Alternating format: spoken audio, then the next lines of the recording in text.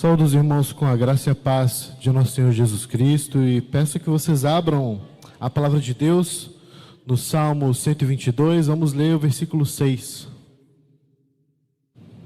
Salmo 122, versículo 6.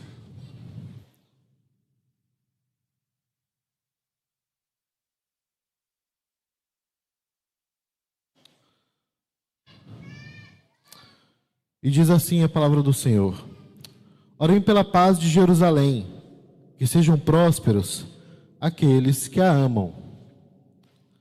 Mais uma vez eu vou ler. Orem pela paz de Jerusalém, que sejam prósperos aqueles que a amam. Irmãos, este versículo está dentro de um salmo que faz parte daquele conjunto de salmos que o povo de Israel cantava quando ia para Jerusalém, quando ia para o lugar onde estava a Arca do Senhor. Onde a Arca do Senhor estava, significava que a presença de Deus estava lá. Então era o grande centro do culto, era onde as pessoas entendiam que Deus estava. E era um motivo de grande alegria estar na presença de Deus, em comunidade, enquanto nação de Deus, povo de Deus, e poder cultuar a Deus juntos. Então vários desses cânticos, chamados de cânticos de romagem, que nós temos nos Salmos, eram cânticos que meio que preparavam as pessoas para que elas tivessem aquele encontro comunitário com Deus. Ou seja, o culto, na sua essência, ele já começava antes mesmo deles chegarem a Jerusalém, e poderem participar das festas, dos sacrifícios, das ofertas. Aqui, esse salmo ainda era da época em que não havia templo, mas a Arca do Senhor estava em Jerusalém. Então Davi, quando compôs esse salmo, ele tinha acabado de fazer de Jerusalém esse centro da adoração do povo de Israel. Porém, em Gálatas 4, nos versículos 25 e 26, o apóstolo Paulo nos lembra que esta Jerusalém terrena, que existe até os dias de hoje, ela é como Agar, ela é como o Sinai, Ela é como o filho da escrava. Porque há uma outra Jerusalém para a qual esta Jerusalém aqui que Davi cantou, e para a qual o povo de Israel, que era o povo de Deus, na época do Antigo Testamento, se dirigia para adorar a Deus. Esta Jerusalém apontava para uma Jerusalém superior, muito mais excelente, muito maior inclusive, que toma na verdade o espaço de todo o cosmos, de todo o universo. E o povo desta Jerusalém é outro. O povo desta Jerusalém não é apenas aqueles que eram chamados de hebreus, judeus, os descendentes pela carne de Jacó. Mas, na verdade, gente de toda a raça, língua e nação. O apóstolo Paulo, então, nos fala de uma Jerusalém superior, que é como Sara, cujos filhos, cujos cidadãos são como Isaac, filhos da promessa.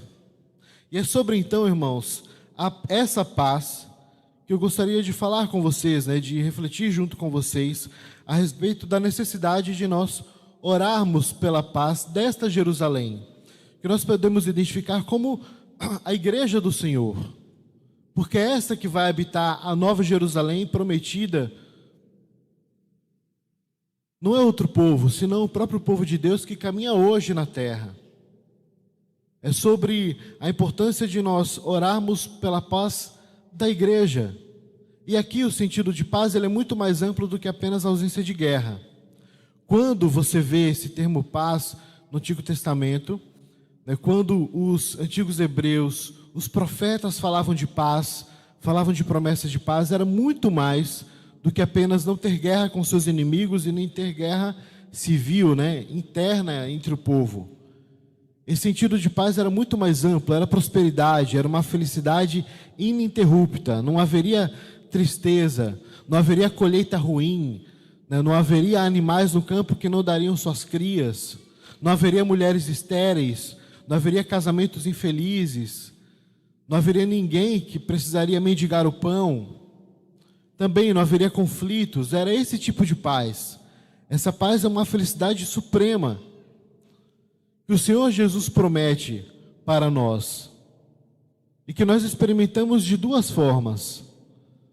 Uma, nós experimentaremos, que é quando esta Jerusalém, para a qual a Jerusalém da época de Davi, ela apontava, ela vier à terra, e o Senhor consumar o seu plano.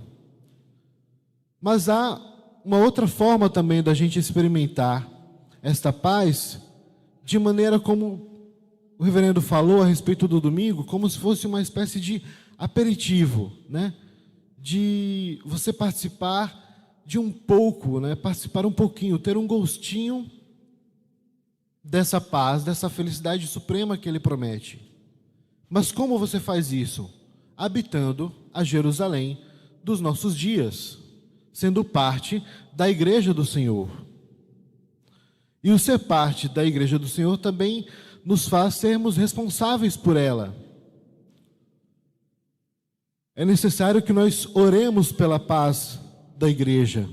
É necessário, então, que a gente não apenas ore, né, tenha a nossa igreja como um motivo de oração, sempre, mas que também nos coloquemos como resposta de oração. Porque, veja só, imagina que você pede oração e quer orar pela paz na sua casa, que a sua casa não tenha conflitos, né? Como você vai orar e ao mesmo tempo ser foco de conflitos, né? Como você vai orar e você mesmo não vai trabalhar para a paz? Então esta oração pressupõe que os habitantes desta Jerusalém, e no nosso caso, aqueles que são membros da igreja do Senhor, e aí você pense na nossa expressão aqui, física, né? Porque para nós, enquanto Igreja Presbiteriana Jardim das Oliveiras, esta é a igreja do Senhor. Então, se você quer concorrer para a paz, orar para a paz da igreja, é você, antes de tudo, cooperar para a paz desta igreja. E repare, lembra, não é apenas uma ausência de conflitos, mas é prosperidade, é crescimento. É que o corpo de Cristo cresça e você é parte desse processo. Se é verdade que o Senhor, para nos justificar, não precisou de nenhuma obra nossa, também é verdade que para nos santificar, Ele exige de nós esforço. É parte do processo de ser santo, de ser parecido com Jesus, o nosso esforço pessoal. E nisso não tem como ser santo, alguém parecido com Jesus, senão dentro do corpo da igreja, senão sendo cidadão de Jerusalém, certo? Da Jerusalém celestial, que são aqueles que fazem parte do corpo de Jesus hoje. E também, então, não tem como você ser parte deste corpo e não cooperar para o crescimento dele, não cooperar para que dentro dele haja paz. Não tem como, por exemplo, você orar uma oração como a que o Senhor nos ensinou, de nós orarmos pedindo ao Senhor perdão, assim como nós perdoamos, e nós não nos prontificarmos a perdoar também. Nós acabamos de cantar a respeito desta unidade da igreja, como ela é desejável, como ela é importante. E este versículo nos mostra o quanto que nós devemos estar realmente comprometidos com isso, como também parte das respostas das orações que nós mesmos fazemos. Na segunda parte do versículo ele diz, é um desejo dele, é uma oração dele no meio do Salmo, que sejam prósperos aqueles que a amam. Irmãos, infelizmente, por conta da maneira como o mundo hoje está organizado, as nossas relações costumam ser relações de mercado, de cliente e vendedor. E, infelizmente, nós levamos isso para várias áreas da nossa vida. Tem pessoas que se relacionam num casamento desse jeito, como se estivesse trocando serviços. Tem gente que pensa na relação parental, né, de pais e filhos, também como se fosse uma troca de serviços. E isso também não é diferente muitas vezes no corpo de Cristo, na igreja. Das pessoas pensarem que na igreja eles buscam um serviço espiritual, um bem-estar para com o Criador, né? Em troca de alguma coisa como a sua assistência, né? Sua presença aqui, seu dízimo, qualquer coisa nesse sentido. Mas essa não é a forma com a qual nós devemos nos relacionar, na verdade, com ninguém, exceto no próprio mercado. Mas na sua família não deveria ser assim, na igreja também não. Você não é cliente da igreja, você é membro da igreja. Algo que incomoda bastante é quando alguém pergunta: você frequenta alguma igreja? Não, você não frequenta igreja, você é membro da igreja. E como membro, você participa prestando culto ao Deus que te salvou. Você não frequenta cultos, você vem prestar cultos, juntos, como sacerdotes. Daí porque ele fala e ele ora pelas pessoas que amam Jerusalém. Daí não tem como, então, você ser efetivamente parte do corpo de Cristo e não amar a igreja. Repare, um marido que ama sua esposa, não se sentiria bem num lugar onde sua esposa não é bem-vinda. E não morre de simpatias por alguém que não gosta da sua esposa. Cristo tem uma esposa, ele é um homem casado, comprometido, é a sua igreja. Então não tem como amarmos a Cristo e não amarmos também a igreja. E olha que curioso, a prosperidade e a paz que recai sobre a igreja, significa que recai sobre aqueles que são filhos dela, são membros dela. É por isso que no decorrer do próprio Salmo, Davi começa a orar por seus concidadãos e amigos, habitantes de Jerusalém, que era uma representação de todo o povo. Por quê? Porque o benefício da igreja de Cristo é o nosso benefício. É a nossa paz, é nossa prosperidade. Você deve amar então a igreja do Senhor, irmãos. Entender que ela é preciosa aos olhos de Deus, por mais que o mundo fale diferente. Por mais que haja qualquer forma de oposição, você deve amar a igreja do Senhor. E aí, de maneira efetiva, amar a igreja do Senhor, onde você faz parte. Cooperar então para a paz dela. Ser a resposta de oração que muitas vezes é feita aqui. Por isso que o final do Salmo ele diz: por amor à casa do Senhor nosso Deus, buscarei o seu bem, me empenharei. Olha, se eu peço para que vocês orem pela paz em Jerusalém, vocês também precisam buscar esta paz, empenhar-se nela. Busquem também a paz dentro da igreja do Senhor.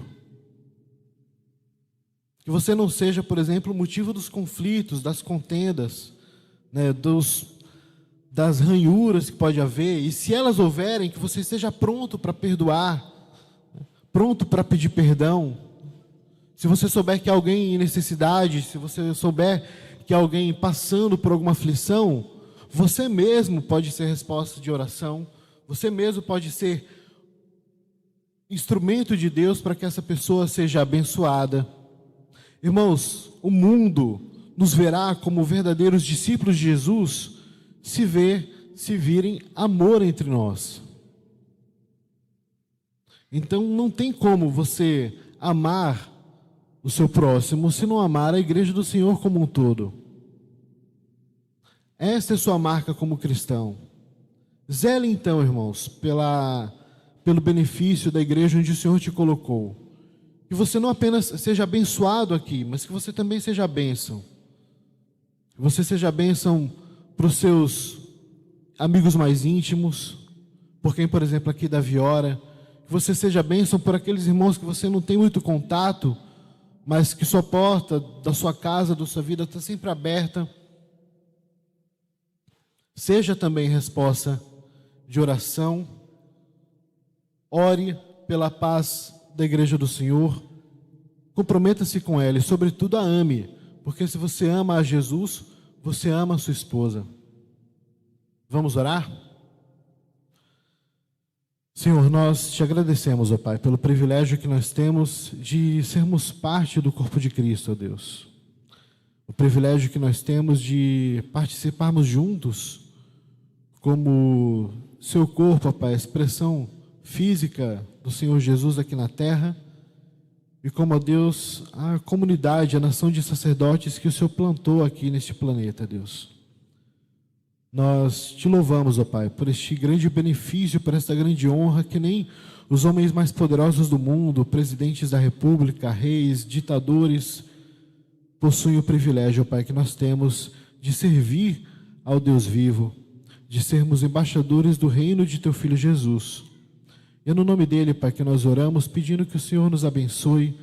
Ensina-nos, Deus, a orar pelo benefício da tua igreja. Ensina-nos, Deus, a buscar este benefício, esta paz, Senhor. Ensina-nos, Pai, a nos comprometermos, ó Deus, integralmente, ó Pai, com a missão que o Senhor delegou à sua igreja, Pai, aqui nesta terra. Que nós sejamos, ó Deus, pessoas que demonstram que são efetivamente discípulas do Senhor, pelo amor que as pessoas veem entre nós. Senhor Jesus, nós oramos pedindo isso porque nós não conseguimos fazer por nós mesmos, senão pelo poder do Teu Espírito, ó Deus, operando em nossas vidas. Em nome de Jesus que nós oramos. Amém. Acho que agora, escola dominical, né, Reverendo? Ah, não? Vai ter apresentação? Beleza. O Senhor abençoe, irmãos, vocês.